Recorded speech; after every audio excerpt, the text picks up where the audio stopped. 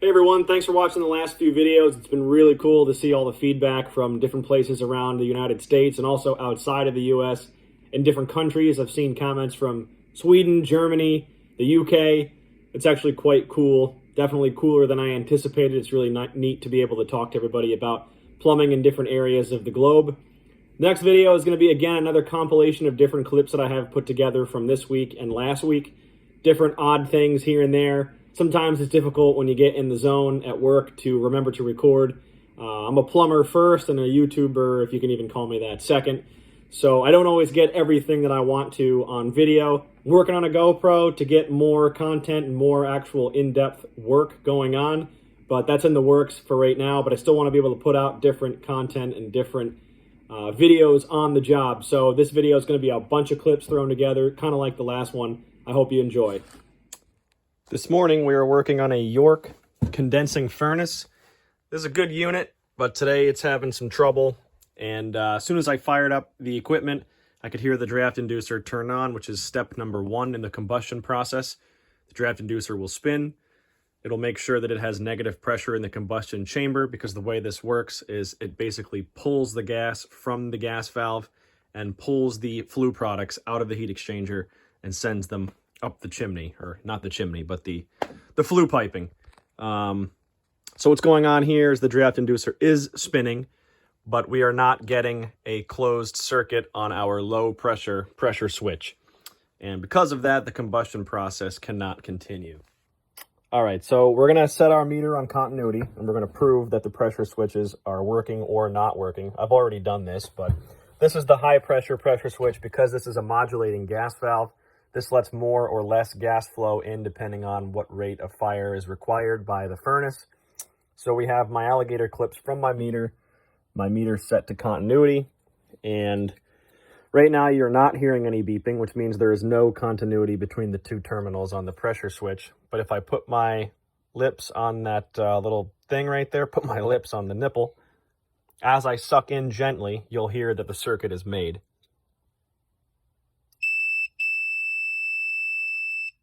And then when I let go, the circuit is, it's an open line at that point. So if we switch these to the other pressure switch, the problematic one, and I do the same thing,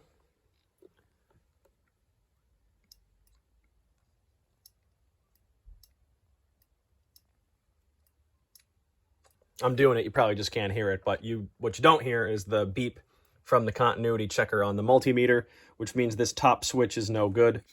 I'm going to see if I can maybe change just this switch, because I have a universal one on the truck, but likely this is sold as an assembly, which I don't have, so we'll have to try and go again. Okay, to confirm once more that this low pressure switch is in fact bad, I started the furnace with my incoming 24 volt jumper touching right there, and after about a second or two, I then joined the other end of my alligator clip to the opposite terminal, basically fooling the board into thinking that the pressure switch is in fact closed.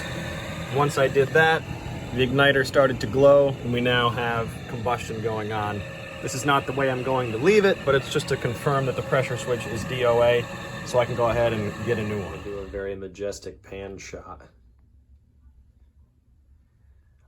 Oh yeah, there it is. That's beautiful. Look at how that black, whatever this is, just cascades beautifully towards this drain here. Oh, it's art. It's literally art. Modern art, you might say. I like it. You like it? You might. Good. Yeah. This was actually my first job when I started. Yeah, I left him alone for 5 minutes, and this is what I came back to. I don't even know where he got this hose from. There's galvanized up here, which is okay, but it's cross-connected. The bad spot starts in the basement where it's all iron pipe. Actually, that's an iron 90 right there. So a lot of this stuff has to come out, pretty much all of it. This is really bad for the health and safety of the people who live here, so we're gonna get this remedied today. Here we are in our lovely accommodations. Absolutely beautiful down here. I first started by doing a little bit of housekeeping with my broom. getting rid of the cobwebs that are down here that have been here for probably since the house was built. Taking care of that mess right there. It's about 30% galvanized pipe and fittings and about 70% black iron, which is a big no-no. We've got crushed 3-inch fern cone 90s. I believe this whole line is backed up, if I had to venture a guess. So I'm sure I'll open that and shit will just fly everywhere and cover my whole crawl space with fecal matter. We have the old galvanized right here that the previous gentleman cut open and then ran his black iron from there. I guess he didn't know the difference between black iron and galvanized. Then we're gonna string some PEX. Sorry about the funky camera angle. Got discombobulated down here, but we're gonna throw some PEX through there and fix this mess up. That's the plan. I'm sure it'll change. This happened. This is just one of those days. Yeah. One of those jobs, But right? I was prepared though, because I knew some shit was gonna go down. I didn't actually know some shit was gonna go down though. Actually, shit isn't going down. You just open it and yeah, she's just. It's been like this for 2 minutes straight, 3 minutes straight. More work to do. Yeah. I don't know if I should cover it back up. Just throw the cap back on. Leave it be. I mean, it's We'll worry about it literally later. It's like Niagara Falls here. Yeah. It smells fucking horrible too. Yeah, oh yeah, it's real bad. I would just put it back on.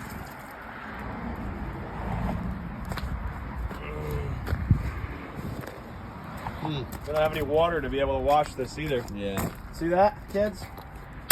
This is grease. That'll clog up any sewer line. Any line, anytime.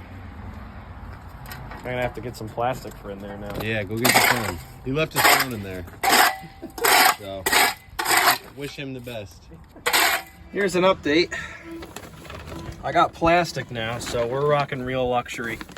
100%. It's not quite the linen sheets they give you at the Ritz-Carlton, but or silk sheets or whatever the hell they give you, but it's nice. It's pretty nice.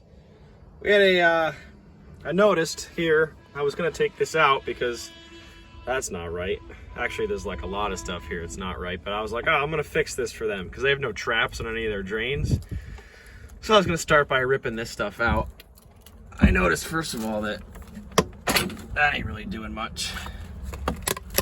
Yep, so we got that. And also, I was knocking on it and I was like, oh, it sounds pretty full. And it is. So I opened the clean out and Ian's got a video, just Mount fucking, I was gonna say Mount Rushmore, but that's not a real thing. It was like Niagara Falls shit all over the driveway and everything. And then the guy told me, oh, we have a septic tank here. So I went to the septic tank and opened it and it overflowed. So gotta get a pump out. I'm not touching the drains here until they convert over to the city sewer system, at which point I'll replumb the whole house. But that's a job for another day. I thought we were gonna get it done today, but the more I learn, the less I want to do that. The plastic is down. This is closed. Tell us what's going on. Hey, how we doing?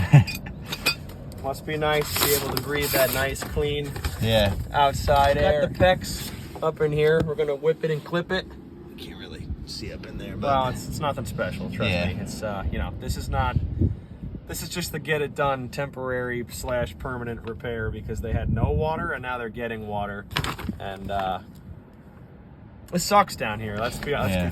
real. We opened that clean out, it just would have flowed for forever, probably right? at least an hour or Yeah. two before the tank emptied out enough. Yeah. Yep. So I'm gonna try to get water back on so I can hook a hose up and blast their driveway so it stops smelling so bad. Just look at this stuff, man.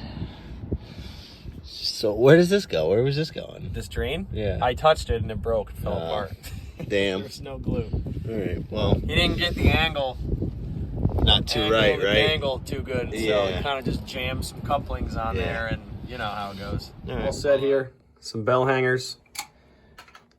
Some PEX. We whipped it and clipped it on this one because that's really the best, most effective way to get this job done. It's tough to go over all the details about the job location and everything, but this is by far the best way. We basically ran a home run to the first and second floor, and tied in the small amount of fixtures that we had here, and their water is back on. The new shutoff valve with a house drain.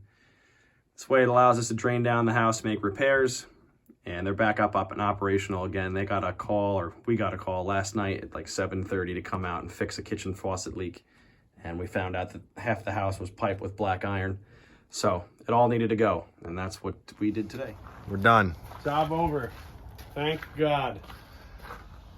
We got a lot of galvanized mix with copper and black irons in there too. Everything. A little bit of everything. Correct. Some brass I saw. Just Yep. warm pipe stuff. Everything. This was a nightmare. Did not like this one. Not a good one. Would not recommend. No. But it's all pecked up. We ran home runs out there. Minimal fittings. Quick. In and out. Sometimes for jobs like this, that's what you have to do.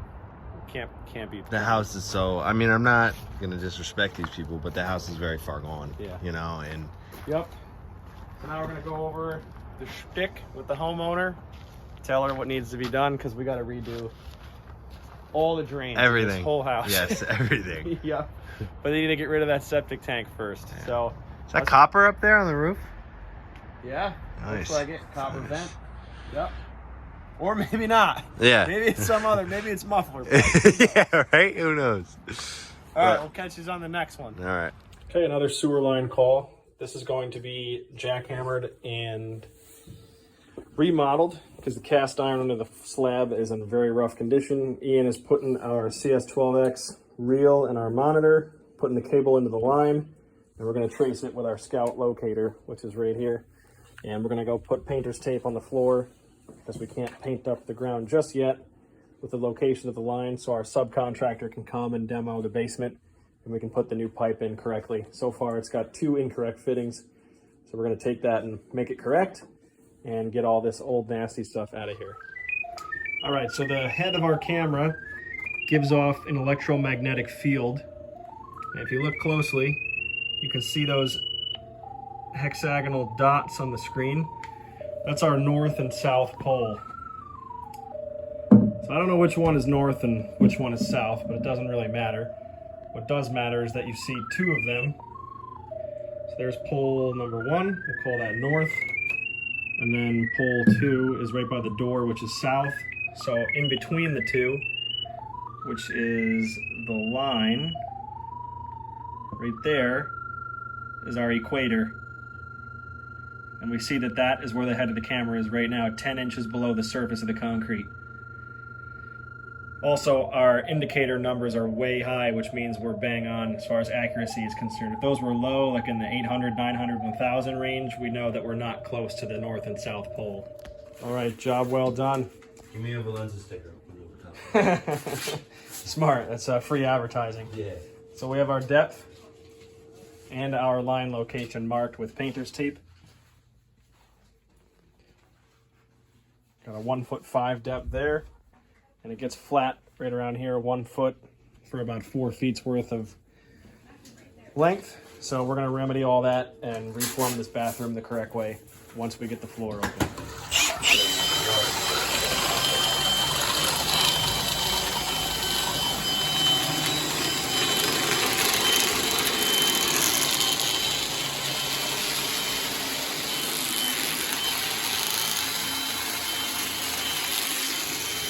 We're knocking. Carbide teeth.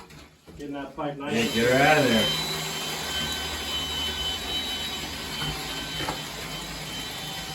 Customer is upstairs flushing the toilet, making sure I'm she's getting good. close. Alright, yeah, I'll let you know. This is a really old system. We actually had to clear out this whole entire closet just to get to this clean out. You know, Valenza plumbing. But there's our second flush right there. You good?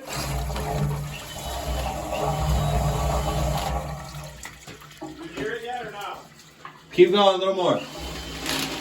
No, not yet. I'll tell you when. Keep going? Yeah. Coming up, I hear it.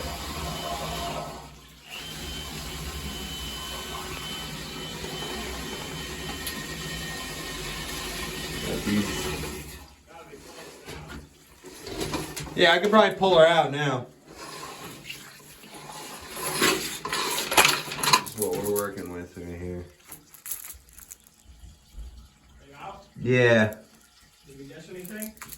No, she looks pretty clean, dude. Well, clean as can be. Oh, there's roots. See the rooties on there? Yeah. Look at the rooties. Right down there. Oh. Let's put the camera there, see what happens. We're gonna. Take two. Alright. I'm thinking we're probably good. Alright. Here we go. We're going in. A couple bends, couple weird bends right there. Oh my gosh. I bet you that's a downspout that we just passed. What, like a trap? No, for a leader drain, like for a gutter. Oh, okay. 14 feet so far. Why do you think it is out to the main in the street? Oh, I can see a spot right there. See it? Coming up on a big blockage right there. See all those roots? It gets low, yeah. Big time drop. Yeah, so we're gonna have to put the chain knocker in there with this and try to blast that. Okay. All right, so you can see on our rigid CS12X, we've got a bunch of roots right here. About 21 feet out, customer just flushed the toilet. We need the water flow to A, help our machine spin faster, and B, to try to wash away the roots that we're cutting up. So there goes the water. And also we can clean our camera and get a clearer view. So as soon as that passes by, we can just keep going, knocking all that stuff out of it. Okay, because we have a chain machine where the cable is inside this sheath, we're able to run our camera and the machine at the same time so that we can actually get a visual of what spots we need to hit. So right now we got about 80% of the roots cleared. We're gonna keep hitting that to try to grab that top section. And then this line needs to be attended to so that these roots don't continue to infiltrate the line.